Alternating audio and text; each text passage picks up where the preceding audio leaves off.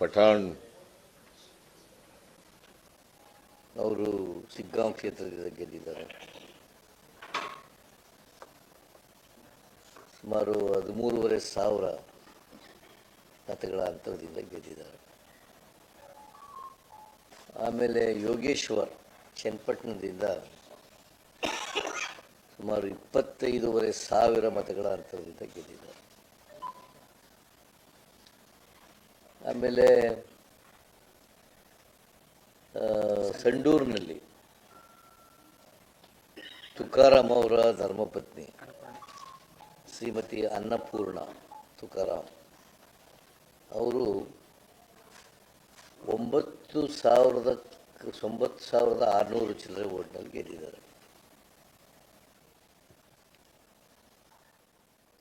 ಬಿಜೆಪಿಯವರು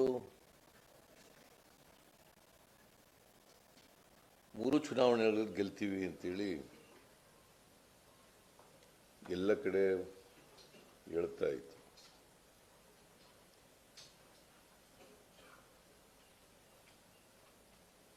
ಅವರು ನಮ್ಮ ಸರ್ಕಾರ ಅಧಿಕಾರಕ್ಕೆ ಬಂದ ಮೇಲೆ ಕಳೆದ 1.5 ವರ್ಷದಿಂದ ನಮ್ಮ ಮೇಲೆ, ನಮ್ಮ ಸರ್ಕಾರದ ಮೇಲೆ ಮತ್ತು ನನ್ನ ಮೇಲೆ ಸುಳ್ಳು ಆರೋಪಗಳನ್ನು ಮಾಡೋದು,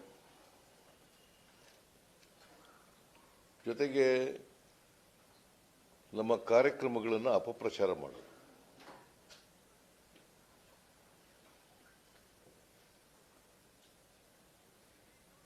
ಸುಳ್ಳು ಆರೋಪಗಳು ವಾಲ್ಮೀಕಿ ಅಭಿವೃದ್ಧಿ ನಿಗಮದಲ್ಲಿ ಭ್ರಷ್ಟಾಚಾರ ಆಗಿದೆ, ಅದಕ್ಕೆ ಸಂಬಂಧಪಟ್ಟಂತ ಮಂತ್ರಿ ಸಿದ್ದರಾಮಯ್ಯ ಕಾರಣ. ಆಮೇಲೆ ಮೂಡ ಪ್ರಕರಣದಲ್ಲಿ ಸೈಟ್ಗಳ ಹಂಚಿಕೆ ಕಾನೂನುಬಾಹಿರವಾಗಿದೆ. ಸಿದ್ದರಾಮಯ್ಯ ಏನು ಪಾತ್ರ ಇಲ್ಲದೆ ಹೋದ್ರೂ ಪಾತ್ರ ಇದೆ ಅಂತ ಹೇಳಿ ಹೇಳೋದು. ಸಿದ್ದರಾಮಯ್ಯನ ಪಾತ್ರ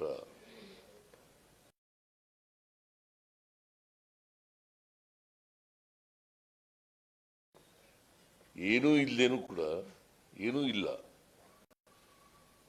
ಇದೆ ಅಂತ ಹೇಳೋದು. ಆಮೇಲೆ ಈ ವಕ್ಫ್ ಪ್ರಾಪರ್ಟಿ ವಿಚಾರದಲ್ಲಿ ಕೋಮುವಾದ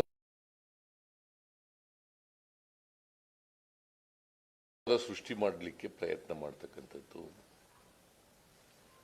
ನಾನು ಯಾಕೆ ಈ ಮಾತು ಹೇಳ್ತಾ ಇದ್ದೀನಿ ಅಂದರೆ, 2014 ನೀವು ಲೋಕಸಭಾ ಚುನಾವಣೆಯಲ್ಲಿ ಅವರ ಪ್ರಣಾಳಿಕೆ ನೋಡಿರಬೇಕು ಅಂತ ಅನ್ಕೊಂಡಿದ್ದೀನಿ ನಾನು. ಆ ಪ್ರಣಾಳಿಕೆಯಲ್ಲಿ ಏನು ಹೇಳಿದ್ದಾರೆ ಅಂತಂದ್ರೆ, ನಾವು ಇಸ್ಲಾಂ ಗುರುಗಳ ಜೊತೆ ಮಾತಾಡಿ ಧಾರ್ಮಿಕ ಗುರುಗಳ ಜೊತೆ ಮಾತಾಡಿ ಯಾರ್ಯಾರು ವಕ್ಫ್ ಪ್ರಾಪರ್ಟಿನ ಅತಿಕ್ರಮಣ ಮಾಡ್ಕೊಂಡಿದ್ದಾರೆ, ಅದೆಲ್ಲಿ ಪ್ರಭಾಕರ ಅದು ಕೊಡೋದು ಅವ್ರ ಪ್ರಣಾಳಿಕೆ. ಯಾಕಂದ್ರೆ ಇವರು ನಾ ಸುಳ್ಳು ಹೇಳ್ಬಿಡ್ತೀನಿ ಅಂತ ಆದ್ರೂ ನಾನು ಹೇಳ್ಬೇಕಲ್ಲಪ್ಪ, ನೀವು ನಂಬಲ್ಲ. ನಾನು ಹೇಳೋದಿಲ್ಲ, ನಂಬಲ್ವಲ್ಲ. ಇಲ್ಲಿ ಆದ್ರೂ ಅವ್ರು ಹೇಳೋದನ್ನೇ ಬರೀತಿರಲ್ಲ. ನಾಟ್ ಆಲ್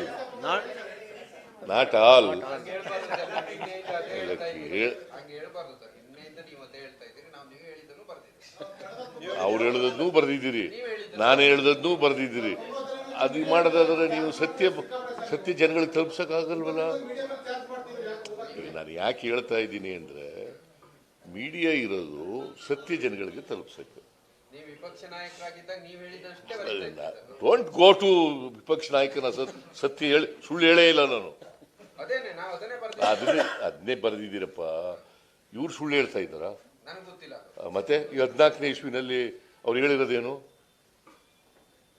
ಪ್ರಣಾಳಿಕೆಯಲ್ಲಿ ಹೇಳಿರೋದೇನು? ನಾನು ಯಾಕದು ಹೇಳ್ತಾ ಇದ್ದೀನಿ, ನಿಮ್ಮ ಮೇಲೆ ಆರೋಪ ಮಾಡ್ತಾ ಇಲ್ಲ ನಾನು.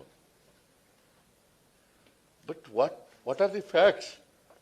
What is the truth?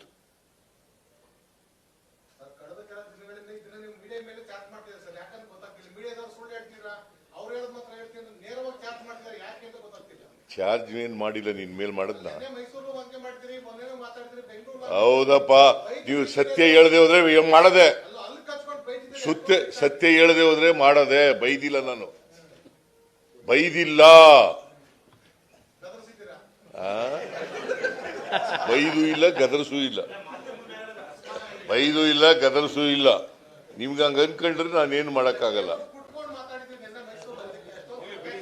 ಹೌದು, ಈಗಲೂ ಹೀಗೆ ಕೊಡ್ತೀನಿ.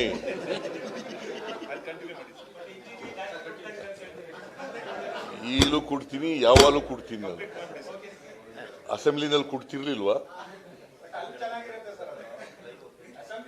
ಚುನಾವಣಾ ಭಾಷಣ ಮಾಡುವಾಗ ಕೊಡ್ತಿರ್ಲಿಲ್ವಾ? ಅಭ್ಯಾಸ ಅದು ಅಷ್ಟೇನೆ. ಗೊತ್ತಾಯ್ತಲ್ಲ? ನಾನು ಯಾಕೆ ಸಿಕ್ತಿಲ್ವಿನಯ, ನಾನು ಯಾಕೆ ಹೇಳ್ತಾ ಇದ್ದೀನಿ ಅಂದ್ರೆ, ಹೇಗೆ ಬಿಜೆಪಿಯವರು ಇಬ್ಬಗೆಯ ನೀತಿಯನ್ನ ಅನುಸರಿಸ್ತಾರೆ. ಒಂದೇ ಇಶ್ಯೂಸ್ ಮೇಲೆ ಎರಡು ತರ ಮಾತಾಡ್ತಾರೆ. ಅವ್ರ ಪ್ರಣಾಳಿಕೆಯಲ್ಲಿ ಹೇಳಿರ್ತಕ್ಕಂಥದ್ದನ್ನೇ ಬದಲಾವಣೆ ಮಾಡಿ ಬೇರೆ ತರ ಹೇಳೋದು. ಬಸವರಾಜ ಬೊಮ್ಮಾಯಿ ಏನಂತ ಹೇಳಿದಾರೆ? ಒಂದು ಫಂಕ್ಷನ್ಗೆ ಹೋಗಿ ಬಸವರಾಜ ಬೊಮ್ಮಾಯಿ ಏನಂತ ಹೇಳಿದಾರೆ? ಹೋಗಿ ಪ್ರಾಪರ್ಟಿ ಮೇಲೆ ನಾನು ಯಾರ್ಯಾರು ಅತಿಕ್ರಮಣ ಮಾಡ್ಕೊಂಡಿದ್ದಾರೆ ಬಿಡಿಸ್ತೀನಿ ಅಂತ ಹೇಳಿದ್ದಾರೆ ಅಲ್ವಾ? ಮತ್ತೆ ಅವ್ರಿಗೆ ನಾವೇನ್ ಮಾಡ್ತಾ ಇದ್ದೋ?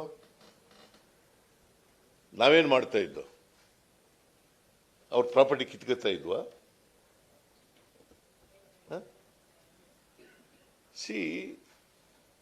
ನಾನು ಹೇಳಿದ್ದೀನಿ, ಬಹಳ ಸ್ಪಷ್ಟವಾಗಿ ಹೇಳಿದ್ದೀನಿ.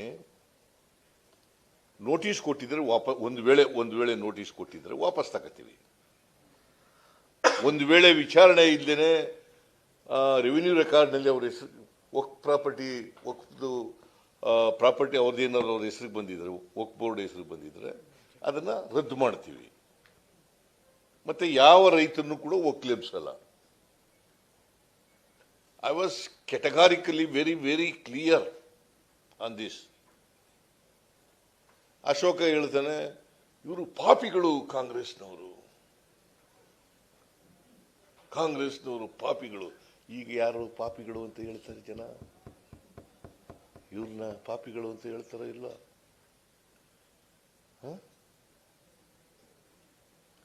ಇವರು ಪಾಪಿಗಳು, ನಮಗೆ ಪಾಪಿಗಳು ಅಂತ ಹೇಳ್ತಾರಲ್ಲ.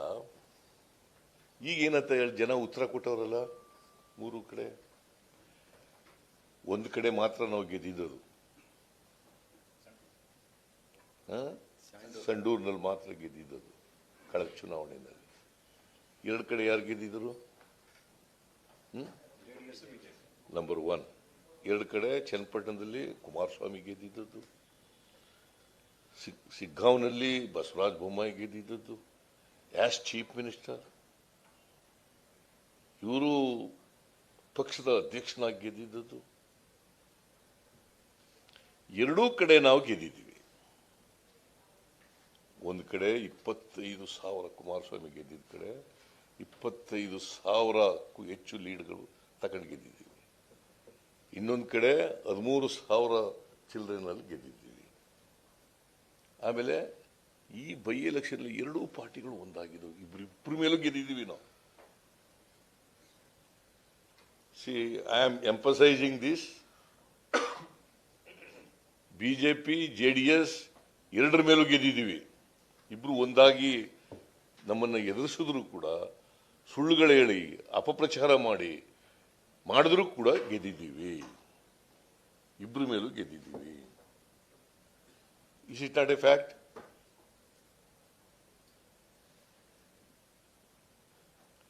ನಂಬರ್ 1. ನಂಬರ್ 2, ಒಂದು ಕಲ್ಯಾಣ ಕರ್ನಾಟಕ ಭಾಗದಲ್ಲಿ ಗೆದ್ದಿದ್ದೀವಿ, ಇನ್ನೊಂದು ಮುಂಬೈ ಕರ್ನಾಟಕದಲ್ಲಿ ಗೆದ್ದಿದ್ದೀವಿ, ಮೂರನೇದು ಹಳೆ ಮೈಸೂರು ಭಾಗದಲ್ಲಿ ಗೆದ್ದಿದ್ದೀವಿ. ಒಂದು ಕಲ್ಯಾಣ ಕರ್ನಾಟಕ ಸಂಡೂರು, ಆಮೇಲೆ ಸಿಗ್ಗಾಂವಿ ಮುಂಬೈ ಕರ್ನಾಟಕ, ಆಮೇಲೆ ಚನ್ನಪಟ್ಟಣ ಹಳೆ ಮೈಸೂರು, ಈ ಮೂರು ಕಡೆ ಗೆದ್ದಿದ್ದೀವಿ.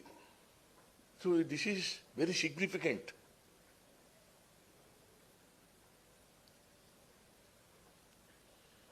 ಇದು ಹಳೆ ಮೈಸೂರು ಡಾಮಿನೇಟೆಡ್ ಬೈ JDS, ಬಿಜೆಪಿನೂ ಸೇರ್ಕತ್ತವ್ರ ಜೊತೆಗೆ. ಆಮೇಲೆ Mumbai Karnataka BJP strong hold ಅದು. ಬಳ್ಳಾರಿ ಅಫ್ಕೋರ್ಸ್ ನಾವೇ ಗೆದ್ದಿದ್ದು, ನಾನು ಅದನ್ನು ಏನು ಹೇಳಕ್ ಹೋಗಲ್ಲ. ದಿ ಪಾಯಿಂಟ್ ಈಸ್ ಅವರಿಬ್ರು ಸೇರ್ಕೊಂಡಿದ್ರು ಈ ಸಾರಿ. ಈ ಬೈ ಎಲೆಕ್ಷನ್ನಲ್ಲಿ ಇಬ್ರು ಸೇರಿ ನಮ್ಮನ್ನು ವಿರೋಧ ಮಾಡಿದ್ರು. ನಂಬರ್ 1 ಇಬ್ರು ಸೇರ್ಕೊಂಡು ವಿರೋಧ ಮಾಡಿದ್ರು. ನಂಬರ್ 2 ಸುಳ್ಳು ಆರೋಪಗಳನ್ನು ಮಾಡಿದ್ರು. ನಂಬರ್ 3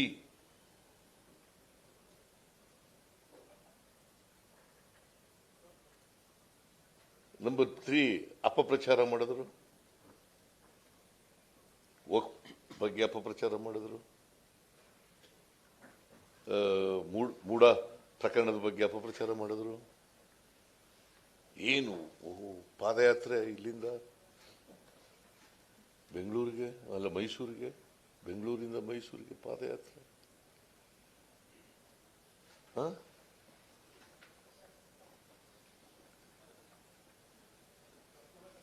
ಏನು ನಾವು ಆಮೇಲೆ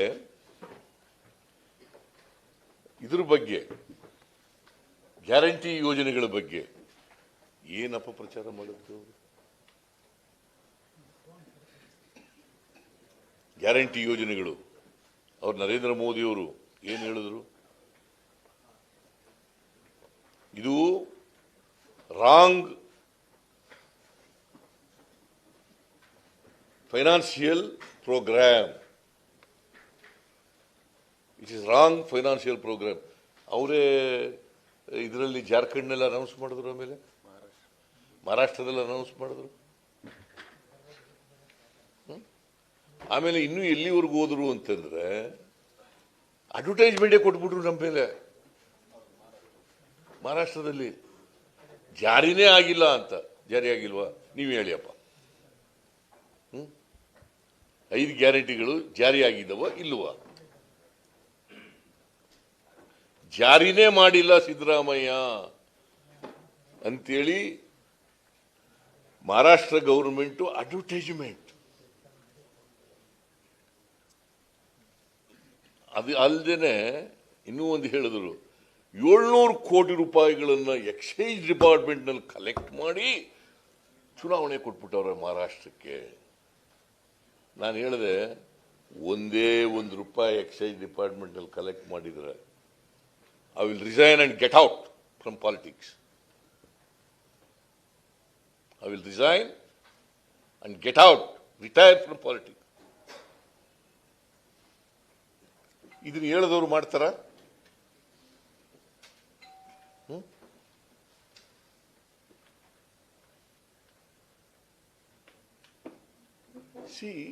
ನಾನೇನು ಹೇಳ್ತೀನಿ ಅಂದ್ರೆ, ಸತ್ಯ ಹೇಳಿ, ಸತ್ಯಕ್ಕೆ ಹತ್ತಿರವಾಗಿರೋ ಹೇಳಿ, ದ್ವೇಷದ ರಾಜಕಾರಣ ಮಾಡಬಾರ್ದು. ದ್ವೇಷದ ರಾಜಕಾರಣ ಮಾಡಲಿಕ್ಕೋಸ್ಕರವಾಗಿ ಅಪಪ್ರಚಾರ ಮಾಡ್ತಕ್ಕಂಥದ್ದು, ಸುಳ್ಳು ಆರೋಪಗಳನ್ನು ಮಾಡ್ತಕ್ಕಂಥದ್ದು ಮಾಡಬಾರ್ದು. ಇದಕ್ಕೆಲ್ಲ ಇವತ್ತು, ಆಮೇಲೆ ಯಾವತ್ತು ಚುನಾವಣೆ ನಡೆದದ್ದು? 13ನೇ ತಾರೀಕಲ್ಲ, 13ನೇ ತಾರೀಕು ಈ ರಾಜ್ಯದ ಜನ ಉತ್ತರ ಕೊಟ್ಟಿದ್ದಾರೆ. ಈ ರಾಜ್ಯದ ಜನ ತಕ್ಕ ಉತ್ತರ ಏನು, ದೇವೇಗೌಡರು ಸಿದ್ದರಾಮಯ್ಯನ ಸೊಕ್ಕು ಮುರಿಬೇಕು,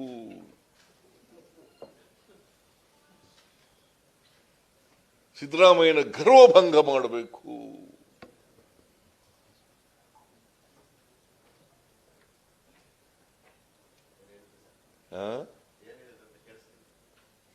ಸೊಕ್ಕು ಮುರಿಬೇಕು, ಗರ್ವಭಂಗ ಮಾಡಬೇಕು. ನನ್ನ ಕಾಂಗ್ರೆಸ್ಸಿನ ಕಿತ್ತೊಗಿರಿ, ಕಾಂಗ್ರೆಸ್ಸಿನ ಅಧಿಕಾರದಿಂದ ತೆಗೆಯದೇ ನನ್ನ ಜೀವನದ ಉದ್ದೇಶ.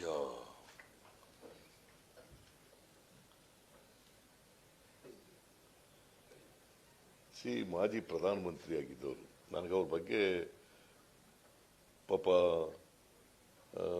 ಮಾಜಿ ಪ್ರಧಾನಮಂತ್ರಿಗಳು ಈ ಥರ ನನ್ನ ಮೇಲೆ ಎಲ್ಲ ಆರೋಪ ಮಾಡಿದ್ರಲ್ಲ ಅನ್ನೋದು ಸ್ವಲ್ಪ ಬೇಸರ ಆಗಿದೆ. ಸುಳ್ಳು ಆರೋಪಗಳು ಮಾಡಿದ್ರು. ಮಾಜಿ ಪ್ರಧಾನಮಂತ್ರಿ ಆಗಿದ್ದವರು, ಮಾಜಿ ಮುಖ್ಯಮಂತ್ರಿ ಆಗಿದ್ದವರು, ಮತ್ತೆ ನಾನು ಅವ್ರ ಜೊತೆ ಬಹಳ ವರ್ಷ ಇದ್ದವನು. ಗೊತ್ತಿದ್ದು ಸಿದ್ದರಾಮಯ್ಯನಿಗೆ ಅಹಂಕಾರ, ಸಿದ್ದರಾಮಯ್ಯನ ಗರ್ವಭಂಗ ಮಾಡ್ತೀನಿ, ಸೊಕ್ಕು ಮುರಿತೀನಿ.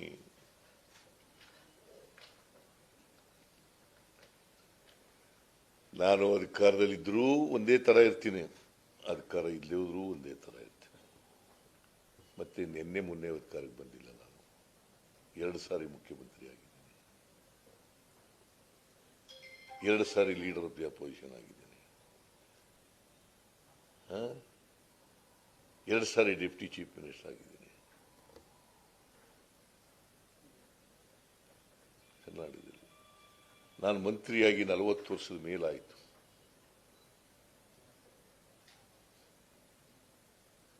ಸಾವಿರದ 1984 ಆಗಸ್ಟ್ 17ನೇ ತಾರೀಕು ಮಂತ್ರಿ ಆದದ್ದು.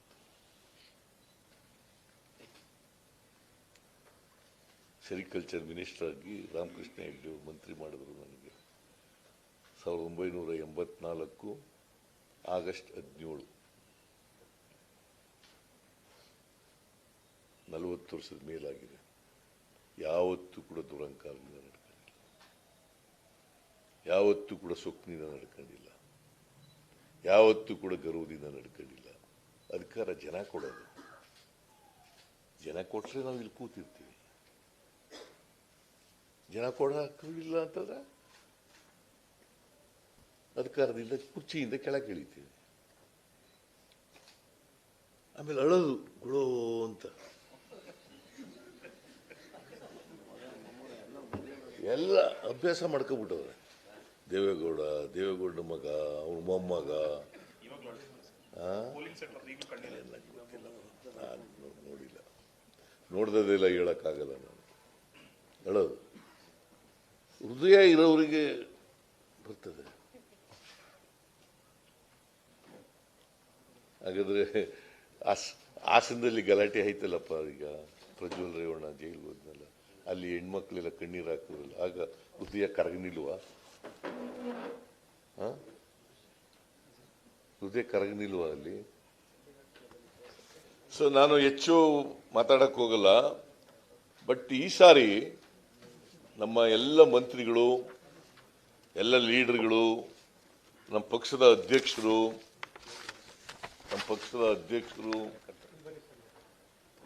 ಎಲ್ಲ ನಮ್ಮ ಪಕ್ಷದ ಲೀಡರ್ಗಳು, MLAಗಳು, ಕಾರ್ಯಕರ್ತರು ಎಲ್ಲರೂ ಕೂಡ ಕೆಲಸ ಮಾಡಿದ್ದಾರೆ. ಅವರೆಲ್ಲರ ಶ್ರಮದ ಫಲವೇ ಇವತ್ತು ನಾವು 3 ಕ್ಷೇತ್ರಗಳಲ್ಲಿ ಗೆದ್ದಿರ್ತಕ್ಕಂಥ.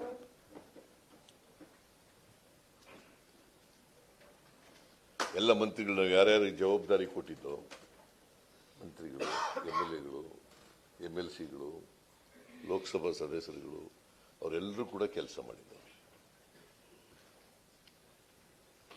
ಇಷ್ಟು ಅಪಪ್ರಚಾರ, ಇಷ್ಟು ಆರೋಪಗಳು ಮಾಡಿದ್ರು ಕೂಡ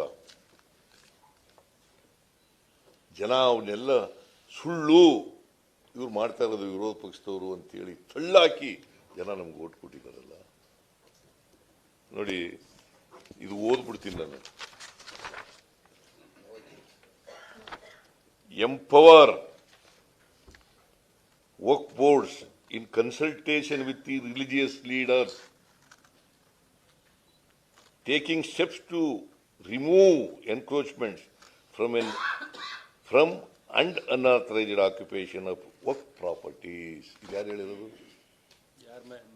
ಯಾರ ಮ್ಯಾನಿಫೆಸ್ಟೋ? ಇದು ಬಿಜೆಪಿ ಅವ್ರ ಮ್ಯಾನಿಫೆಸ್ಟೋ. ಬಿಜೆಪಿ ಅವ್ರ ಮ್ಯಾನಿಫೆಸ್ಟೋ 2014ರಲ್ಲಿ. ಇವತ್ತು ಕೋಮುವಾದ ಮಾಡಕ್ಕೆ ಕೊಟ್ಟಿದ್ದಾರಲ್ಲ, ಜನ ಸುಮ್ಮನೆ ಇರ್ತಾರ? ಇವರ ಕೋಮುವಾದನ ಜನ ಅರ್ಥ ಮಾಡ್ಕೊಳ್ತಾರೆ. ಮತ್ತೆ ಬಹಳ ಜನ ಪೆದ್ರು ಅಂತ ತಿಳ್ಕೊಬಿಟ್ಟವ್ರೆ. ಮತದಾರನ ನಾವು ಏನು ಹೇಳಿದ್ರು ನಡೀತದೆ, ಮಿಸ್ಲೀಡ್ ಮಾಡ್ಬಿಡ್ಬೋದು ಅವ್ರನ್ನ ಅಂತ ಅನ್ಕೊಬಿಟ್ಟಿದ್ದಾರೆ. See people, particularly the voters of this state are enlightened, are awakened. They should not be misled by the opposition parties' false allegations and mispropaganda.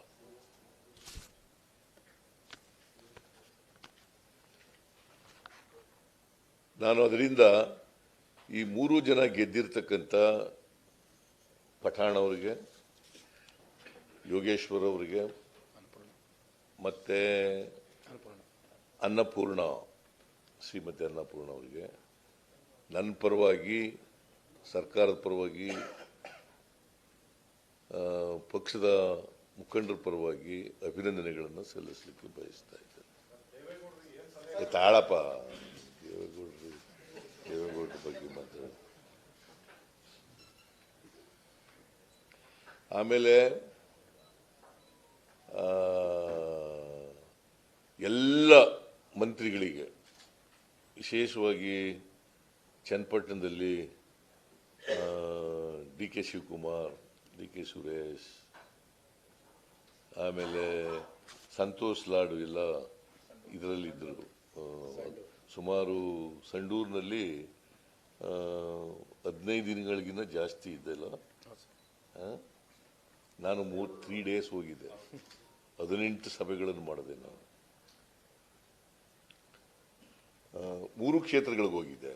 Course 2 ದಿನ ಮಾತ್ರ ಚನ್ನಪಟ್ಟಣ, ಶಿಗ್ಗಾಂವ್ ಮತ್ತೆ ಸಂಡೂರು, 3 ದಿನಗಳು, ಒಟ್ಟು 6 ದಿನಗಳು ಕ್ಯಾಂಪೇನ್ ಮಾಡಿದೆ ಸತತವಾಗಿ. 8 ದಿನ ಸರ್, 8 ದಿನಗಳ ಕಾಲ ಸತತವಾಗಿ ಮಾಡಿದೆ. ಆಮೇಲೆ ನಾನು ಎಲ್ಲ ಕಾರ್ಯಕರ್ತರಿಗೆ, ಪಕ್ಷದ ಎಲ್ಲ ಕಾರ್ಯಕರ್ತರಿಗೆ, ಮುಖಂಡರುಗಳಿಗೆ, ಮಂತ್ರಿಗಳಿಗೆ, MLAಗಳಿಗೆ ಅವರಿಗೆ ಧನ್ಯವಾದಗಳನ್ನು ಹೇಳಲಿಕ್ಕೆ ಬಯಸ್ತಾ ಇದ್ದೆ. ಅವರೆಲ್ಲರ ಶ್ರಮದಿಂದ ನಾವು ಗೆದ್ದಿದ್ದೀವಿ. ಮತದಾರರಿಗೆ ಧನ್ಯವಾದಗಳು. ಇದರಲ್ಲಿ ವಯನಾಡಿನಲ್ಲಿ ಸುಮಾರು 4 ಲಕ್ಷಕ್ಕೂ ಹೆಚ್ಚು ಮತಗಳ ಅಂತರದಿಂದ ಗೆದ್ದಿದ್ದೀವಿ. ಶ್ರೀಮತಿ ಪ್ರಿಯಾಂಕಾ ಗಾಂಧಿ ಅವರಿಗೆ ಧನ್ಯವಾದಗಳನ್ನು, ಆಮೇಲೆ ಅಭಿನಂದನೆಗಳನ್ನು ಹೇಳಲಿಕ್ಕೆ ಬಯಸ್ತಾ ಇದ್ದೇನೆ. ಮತ್ತು ವಯನಾಡಿನ ಮತದಾರರಿಗೆ ರಾಹುಲ್ ಗಾಂಧಿ ಅವ್ರಿಗಿಂತಲೂ ಜಾಸ್ತಿ ಮತ ಕೊಟ್ಟಿದ್ದಾರೆ. ರಾಹುಲ್ ಗಾಂಧಿ ಅವರು 3 ಲಕ್ಷ ಚಿಲ್ಲರೆ ಅಷ್ಟೇ ಗೆದ್ದಿದ್ರು.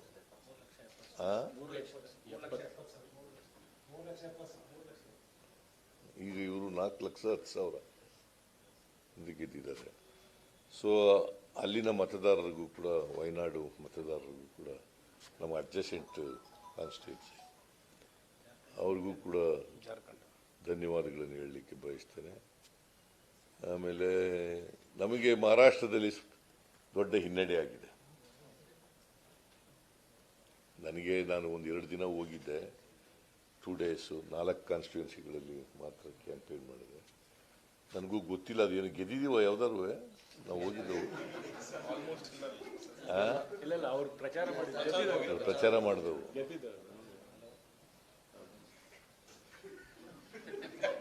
ನನಗೆ ಗೊತ್ತಿಲ್ಲ, ಕೇಳಿಲ್ಲ ನಾನು, ಸುಮ್ಮನೆ.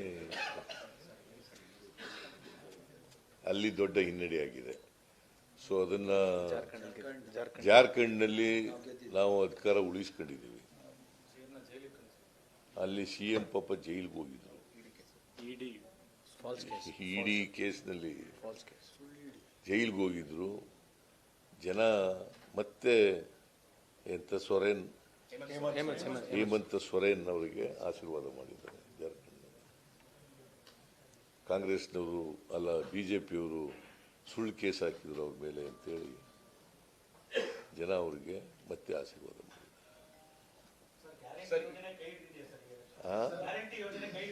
ಗ್ಯಾರಂಟಿ ಯೋಜನೆಗಳು ಕೈ ಹಿಡಿದಿರೋದ್ರಿಂದಲೇ ನಾವು ಗೆದ್ದಿರೋದು. ನಮ್ಮ ಅಭಿವೃದ್ಧಿ ಕೆಲಸಗಳಿಗೆ ಗ್ಯಾರಂಟಿ ಯೋಜನೆಗಳಿಗೆ ಕೈ ಹಿಡಿದಿರೋದ್ರಿಂದಲೇ ಗೆದ್ದಿರೋದು.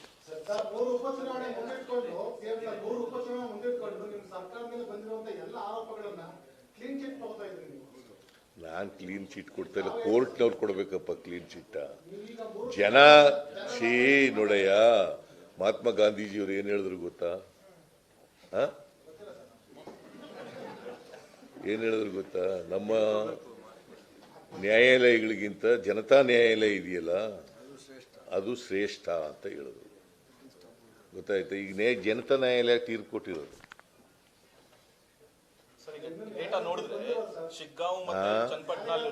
ಸಾಳಿ ಇವ್ರು ಕೇಳ್ತಾ ಇರೋದು Channapatna candidates BJP JDS candidates 87,000 ತಗೊಂಡಿದ್ದಾರೆ. ಆಲ್ಮೋಸ್ಟ್ ಮೇಜರ್ ಕಮ್ಯುನಿಟಿ ಅವರಿಗೆ ವೋಟ್ ಹಾಕ್ದಂಗಿದೆ.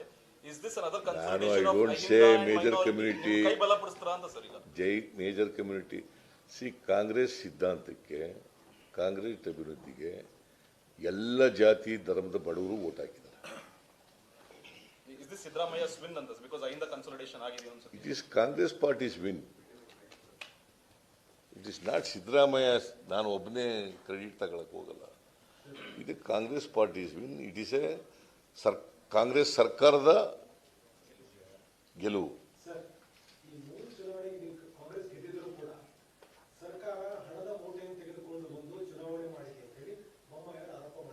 ಯಾರು?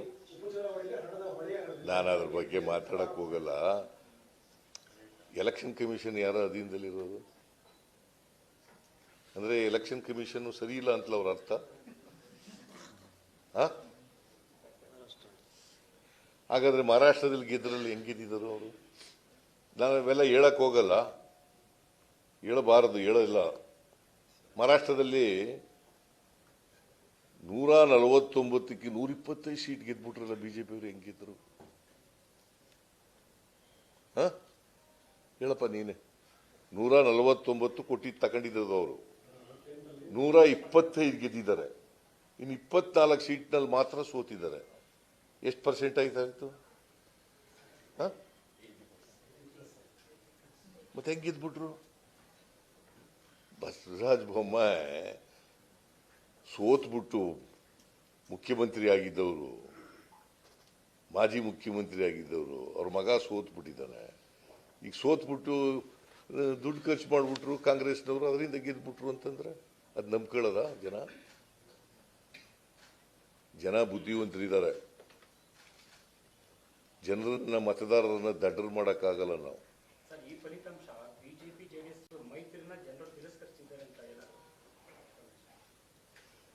ನೋಡಿ, ಅವರಿಬ್ಬರು ಸೋಲಿಸಿದ್ದಾರೆ ಜನ. ತಿರಸ್ಕಾರ ಅನ್ನೋ ಪದ ಸರಿ ಇಲ್ಲ ಅಂತ ಸೋಲಿಸಿದ್ದಾರೆ ಅಲ್ವಾ? ಕುಟುಂಬ ರಾಜಕಾರಣದ ವಿರುದ್ಧ ಮತದಾರ ನಿರ್ಣಯ ಕೊಟ್ಟಿದ್ದಾನೆ ಅಂತ ಹೇಳ್ತೀರಾ? ಕುಟುಂಬ ರಾಜಕಾರಣದ ಮತದಾರ ನಿರ್ಣಯ ಕೊಟ್ಟಿದ್ದಾರೆ. ಒಟ್ಟಾರೆ ಅವರ ಅಪಪ್ರಚಾರ ಮತ್ತೆ ಸುಳ್ಳು ಆರೋಪಗಳಿಗೆ ಸೋಲಾಗಿದೆ.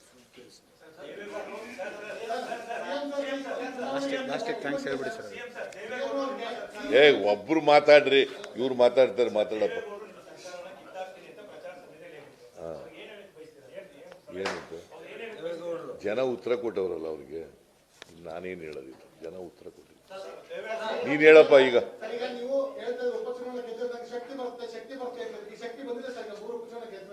ಎಲ್ಲಿ ಇಟ್ ಈಸ್ ಸಾಮಾನ್ಯವಾಗಿ ಸುಳ್ಳು ಹೇಳೋರಿಗೆ ತಕ್ಕ ಪಾಠ ಕಲಿಸಿದ ಮೇಲೆ ನಮಗೆ ಶಕ್ತಿ ಬರಲೇಬೇಕಲ್ಲ.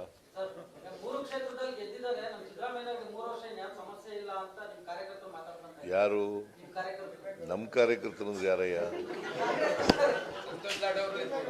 ಸಂತೋಷ್ ಲಾಡು ಇದ್ದಾರ? ಹಾಗಾದ್ರೆ ಸರಿಯಾಗಿದೆ.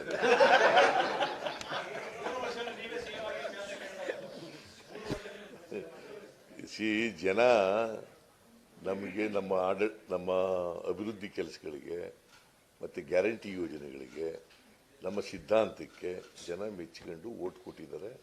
ಕೋಮುವಾದವನ್ನು ತಿರಸ್ಕಾರ ಮಾಡಿ ಮುಖ್ಯಮಂತ್ರಿಗಳಿಗೆ ಬಲ ತಂದು ಕೊಟ್ಟಿದ್ಯಾ ಇದು ಫಲಿತಾಂಶ ಅಂತ? ಇಡೀ ಸರ್ಕಾರಕ್ಕೆ ಬಲ ತಂದು ಕೊಟ್ಟಿದೆ. ಈಗ ನೋಡಿ, it is A collective responsibility. ಗೊತ್ತಾಯ್ತಾ? ಯಾವಾಗಲೂ ನಾನು ನಂಬರ್ 1 ಅಮಾಂಗ್ ದಿ ಈಕ್ವಲ್ಸ್ ಅಂತ ನಾನು. I am number 1 among the equals. Council of ministers ಅಂತಂದ್ರೆ ಏನು? What does it mean? Council of ministers ಅಂದ್ರೆ ಕಲೆಕ್ಟಿವ್ ರೆಸ್ಪಾನ್ಸಿಬಿಲಿಟಿ. ಒಬ್ಬರೇ ಇರೋದಿಲ್ಲ ಅದರಲ್ಲಿ, ಕಲೆಕ್ಟಿವ್ ರೆಸ್ಪಾನ್ಸಿಬಿಲಿಟಿ ಅಂತ. Siddaramaiah as chief minister is number 1 among the equals. ಯಾವುದು?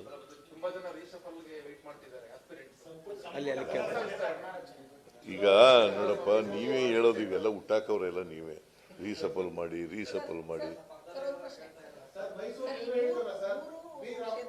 ತಾಳ ಎಮ್ಮ ಹೆಣ್ಮಗಳೇನ ಕೇಳ್ತಾವೆ.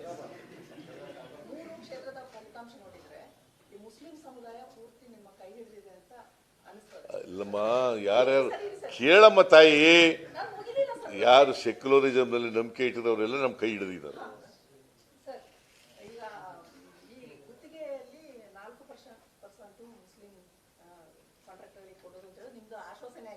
ಇಲ್ಲಿ ರಿಸರ್ವೇಶನ್ 4% ಮುಸ್ಲಿಂ ಆದ್ರೆ ಬಿಜೆಪಿಯವರು ವಿರೋಧ ವ್ಯಕ್ತಪಡಿಸಿದ ತಕ್ಷಣ ಅದು ಪ್ರಸ್ತಾವನೆ ಅಷ್ಟೇ ಅಂತ ಹೇಳಿದ್ರಿ ನೀವು. ಪ್ರಸ್ತಾಪ ಅಷ್ಟೇ ಅಂತ ಹೇಳಿದ್ರಿ. ಯಾಕೆ ಒಂದು ಸ್ಟೆಪ್ ಹಿಂದೆ ತಗೊಂಡ್ರಿ?